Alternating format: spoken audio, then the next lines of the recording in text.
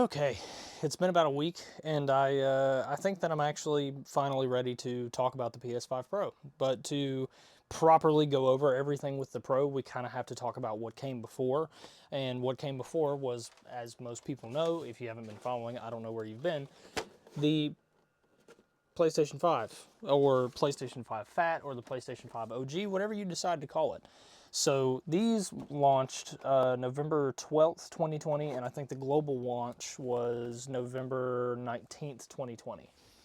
I was unable to get one for the first 2 years that they existed because scalpers got a hold of them, and the whole market was just completely drained of any PlayStation 5s that you wanted to get at MSRP unless you wanted to pay $1,200, $1,300, and then later on it leveled out and you were still paying $600 for a digital edition.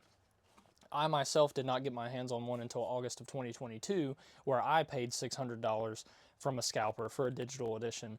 But at that point, I was able to, and I was really missing out. I was in a position where I didn't have a PC or any other way to enjoy games or media of any other kind. I needed a Blu-ray player, basically the same excuse that everybody used for the PS3 when it came out, and needing to have one because of it being cheaper than most Blu-ray players at the time, is the same excuse that I used to get one of what is now one of my favorite gaming consoles of all time. So, a couple of issues with the PlayStation 5, the original, other than it not being widely available anywhere, was the fact that it was a ridiculous amount of money for if you did want to get one from a scalper, as we've already discussed, and it didn't deliver on a lot of the promises that Sony made. So the 8K wasn't there, the 4K was there, albeit at 30 frames a second, or maybe it was running at a checkerboard version of 30 frames a second for that 4K resolution. A lot of games that played in performance mode, which would be the 60 FPS targeted mode, played in a lot lower fidelity with sometimes pretty well upscaled textures. Most of the time, though, a lot of those effects fell flat unless it was a PlayStation first-party title. There's some games that did really well with it, but they were kind of few and far between for a lot of years. Another big issue with the original PlayStation 5 that a lot of people complained about is that it didn't have the same backwards compatible abilities that the Xbox Series X had when it released. Xbox did a really good job at making sure that it could go back, play other Xbox games and stuff from their ecosystem, and also upscale certain games that did not release on that generation to 60 frames a second. So a lot of people viewed this as a overpriced expenditure that they wouldn't be able to realistically get their hands on, spend the time and effort to get, or afford at the time until the stock came down to a reasonable amount everywhere that you went.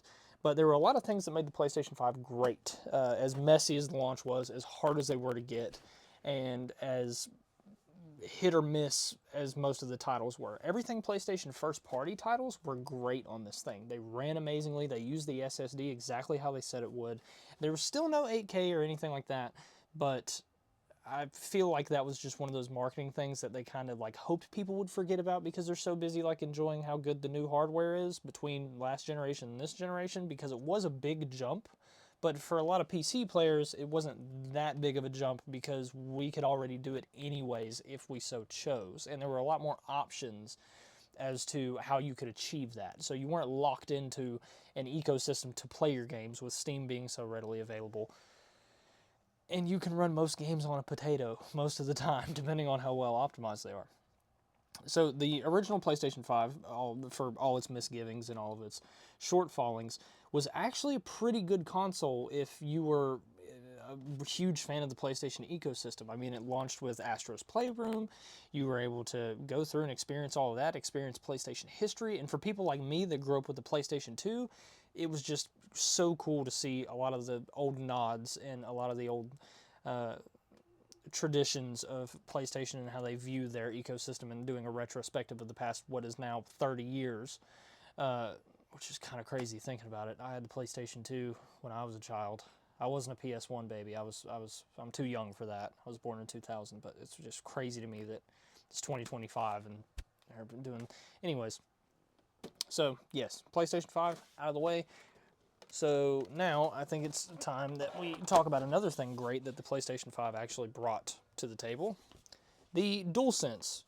They didn't come out in these colors initially when they did the announcement. I think they may have said that they had different colors available. I can't really remember all that well. But usually what you got in the box with your PS5 is the normal white OG DualSense. This is one of, I should change that. This is my absolute favorite controller of all time and probably always will be. Almost,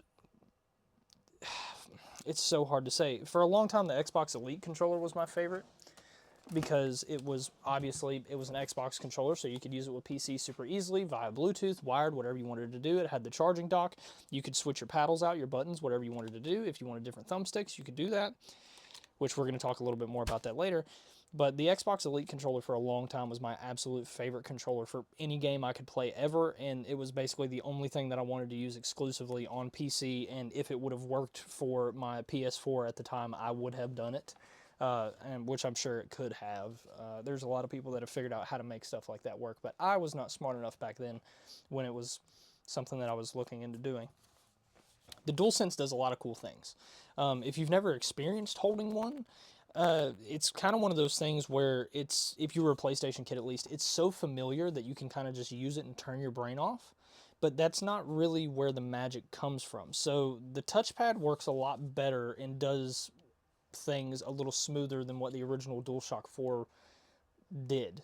And a lot of the DualSense coming into existence kind of feels like the DualShock 4 promises being fulfilled a generation later, which happens with console stuff.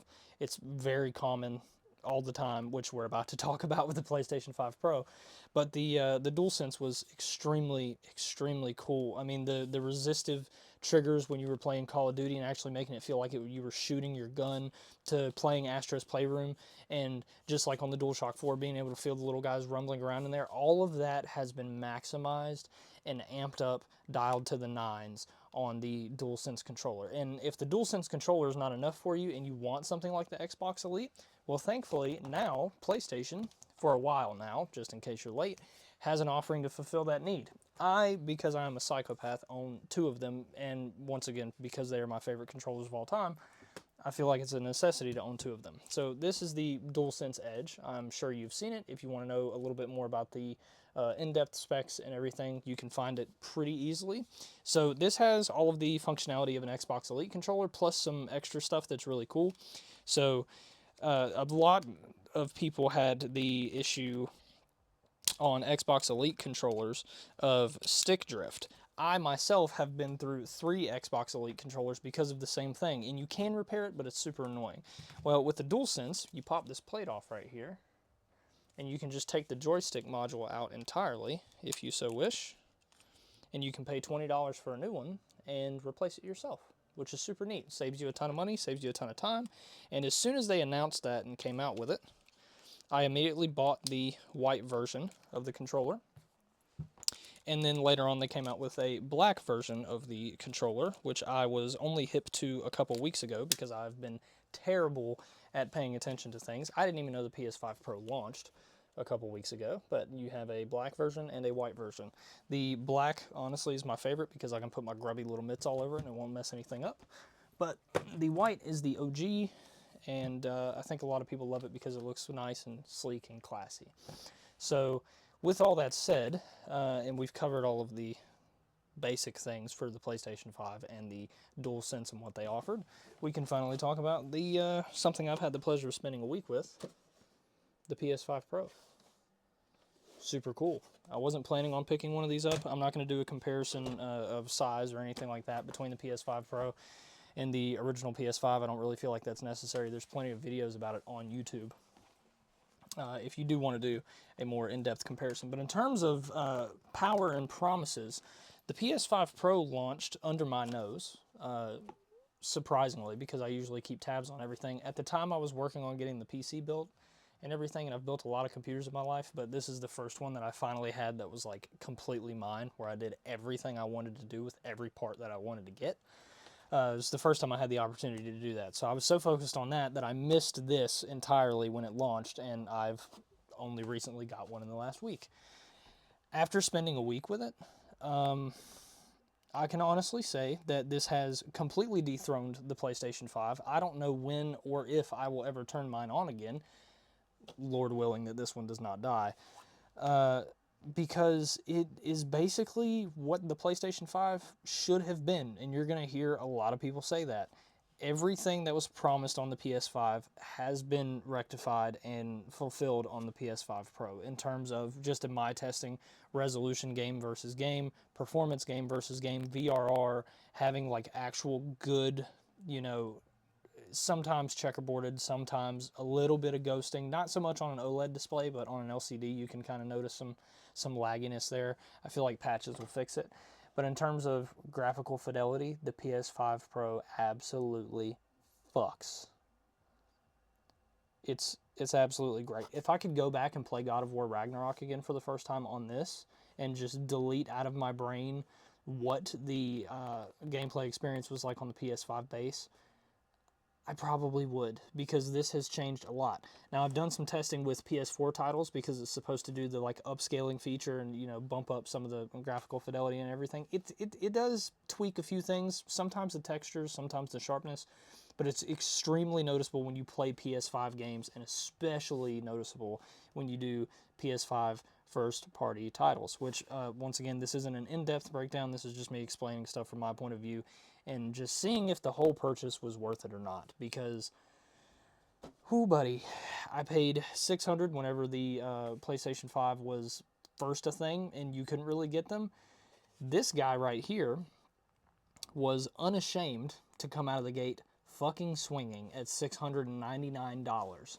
And when I saw the price tag on it, I thought Sony had lost their fucking minds. Because as a person who collects PlayStations, right next to me I've got the PS1, PS2, PS3, PS4, PS5 all lined up. I wanted one for my collection, but did not know if it was worth waiting on them to come down and actually get a little more into their life cycle before I snagged one. But I'm glad I got one when I did, just because of the political climate and everything that's happening. It's well worth it if you are a collector, if you pretty much exclusively play games in 60 frames a second, which I believe everybody should. Honestly, there's going to be a whole separate video about that. That's kind of not what we're talking about here, but in terms of fidelity, performance, and what it delivers you for the price tag, I hate that the PS5 had to walk so that this could run, because it kind of defeats the purpose. It doesn't feel like as much of a leap as it should be in the generation, but this thing has fixed all of my complaints that I had with the original PS5, and I absolutely love my original PS5. I am a die-hard Sony fanboy. Not so much that I'm not willing to call them out whenever they do some fuck shit, but enough that I am very fond of the brand, very fond of the games that they've created over the years, and very fond of the ecosystem. Just has always been what I've gravitated towards. A couple downsides to the PS5 Pro, obviously the price. The price is not anywhere remotely targeted to anyone on planet Earth, in my opinion. You could build, well, let's be realistic. Linus Tech Tips is probably going to upload a video making a PS5 Pro killer, and he's probably going to do a very good job, and he's probably going to kill the PS5 Pro. Doesn't really matter, because I've got a PS5 Pro killer right here. Doesn't cost anywhere near as little as the PS5 Pro does in comparison, but in terms of looking at people that are specifically console gamers and they don't really want to get into the PC space and they're already in this ecosystem anyways, could I see somebody trading in their PS5 and then getting a PS5 Pro? Absolutely. I only say that because that's almost what I did. Luckily, it was around my birthday when I was able to pick one of these up. I got one of the last two they had in stock. So I got extremely lucky with this. Absolute mythic pull for where I live. If I didn't want to order it online and just hope that it shows up to me. I did have a little bit of trouble getting the disk drive, though, which we're going to talk about that later. If you're one of those people that's already in the console ecosystem, you have a PS5, you love it, and you just want something that iterates on that and makes it a little bit of a better experience for you, especially if you have an OLED TV or any TV that supports variable refresh rate, or any TV that can actually clock to 120 hertz, it's absolutely worth it, because surprisingly enough, a lot of games can get up to 120 frames a second. I kind of was worried about that because of the just horsepower that you have to fit in this tiny boy. It's small. I was worried if it was going to be able to live up to that promise, but in testing with everything, I've played probably 20 to 25 different games on it. It actually does deliver on the promise that it had, which is kind of insane. I'm so used to, and I think everybody's used to people in the games industry making promises that they can't keep, and then completely falling flat on their face on them, like, 2 or 3 weeks later, like kind of rolling it back, like, whoa, like, I know we said this, but I don't think we can actually keep up with it, that kind of stuff.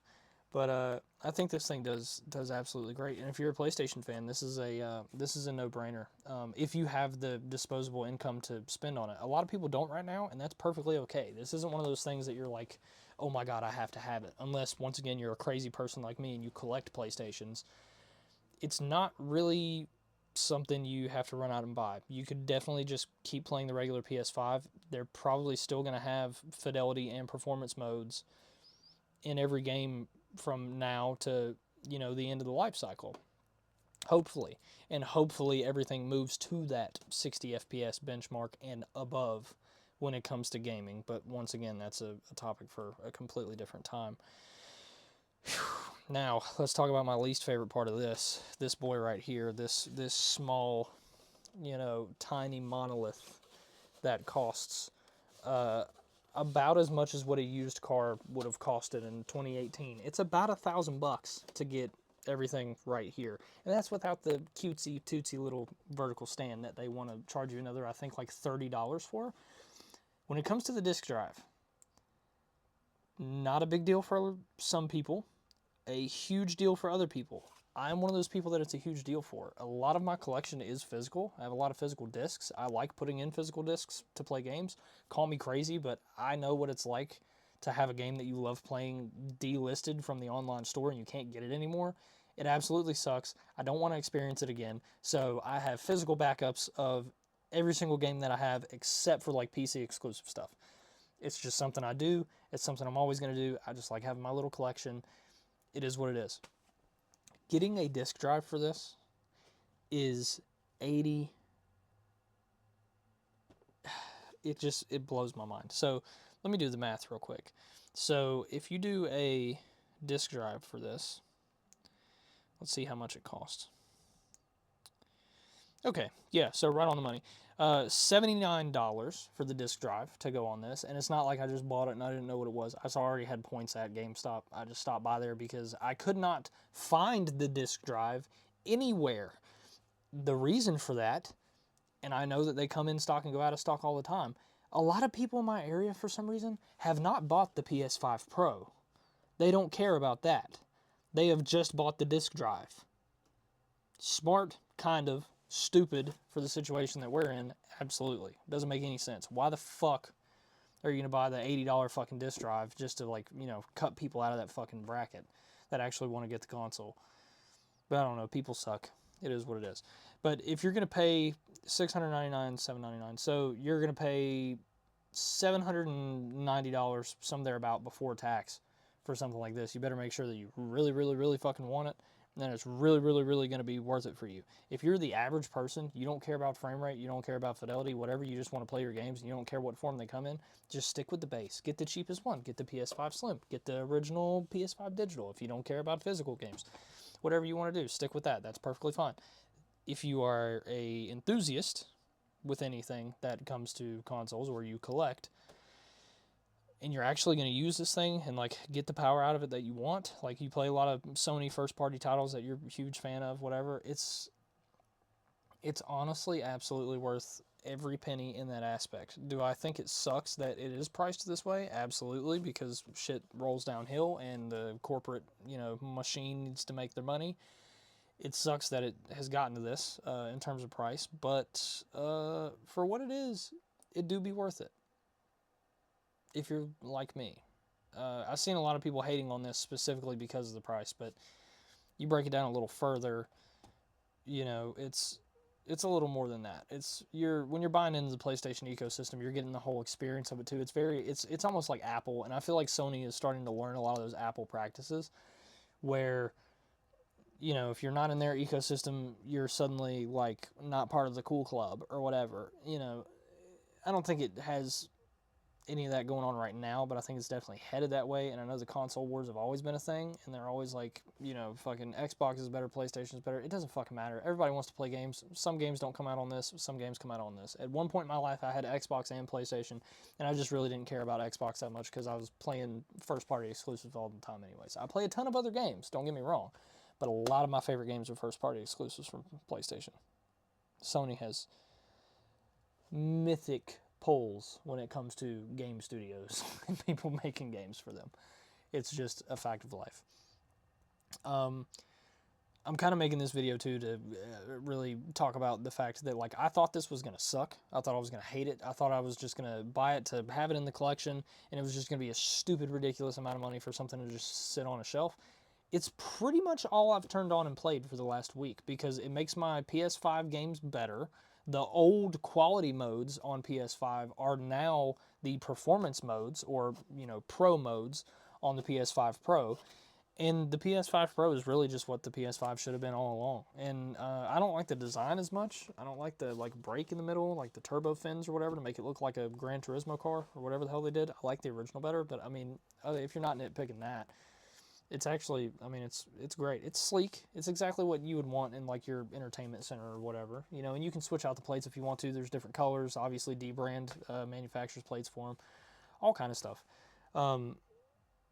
Yeah, if you're a collector and you're a Sony fan, this thing's kind of a no-brainer if you want to save up for it, and especially if you're not going to keep your original PS5. I mean, you can find local mom and pop shops. Like we have a great game store here that you can trade your PS5 in for an extremely reasonable price and get a significant chunk knocked out of this bad boy. And I can see people being annoyed at like not having to upgrade, but you know, this gets released in 2020, the original PS5, and then 5 years later you get a PS5 Pro. We knew that was going to happen just because of PlayStation 4's life cycle.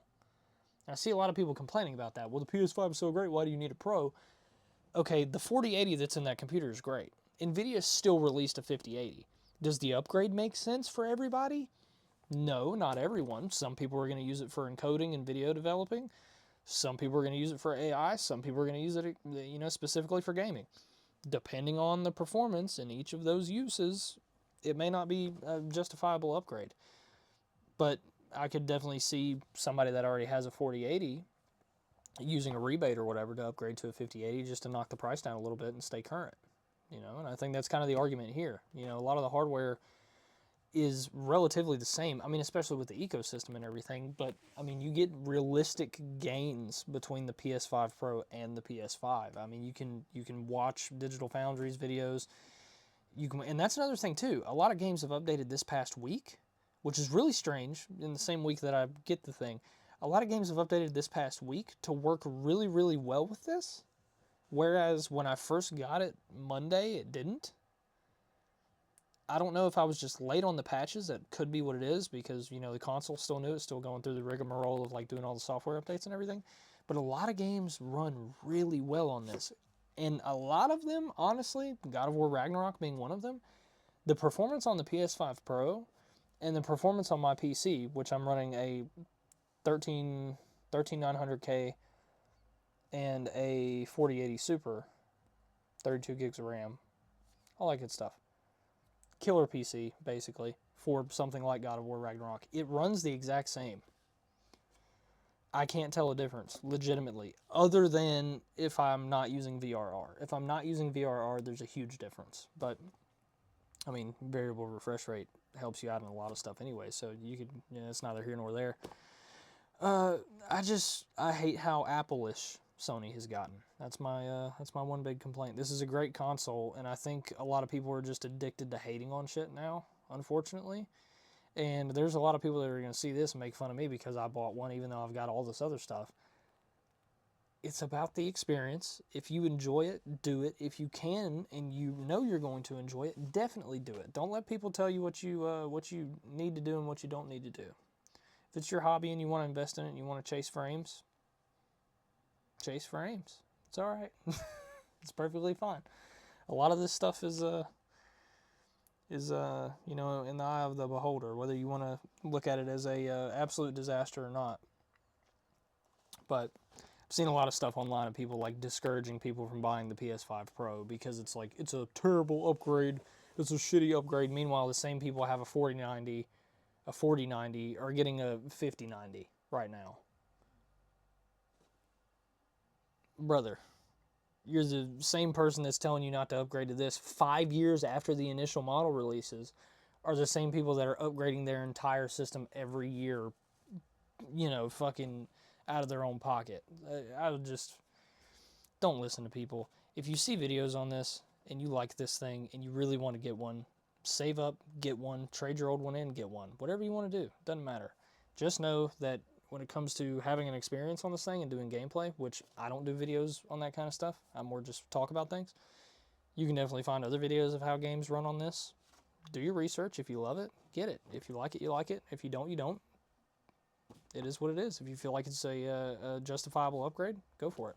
I 100% did not think it was a justifiable upgrade, and I have been extremely pleased with this thing, and I'm extremely happy that I am, because I was going to throw up when it was purchased. And then the hunt for the disk drive on top of that. And then maybe the $30 Apple ass move of the stand. If you have a disk drive, don't get a stand. Take it from me. But yeah, I think that's about all there is to talk about with this one. But yeah, I mean, this is a good time for games, methinks, in terms of like hardware. But we'll get into that in another video. I love you. Like this if you like it. Don't if you don't. Tell everybody anyways. Come look at this idiot talk. It'll be helpful either way, honestly. And yeah, I don't know what the next video is going to be about, but it's fine, I guess.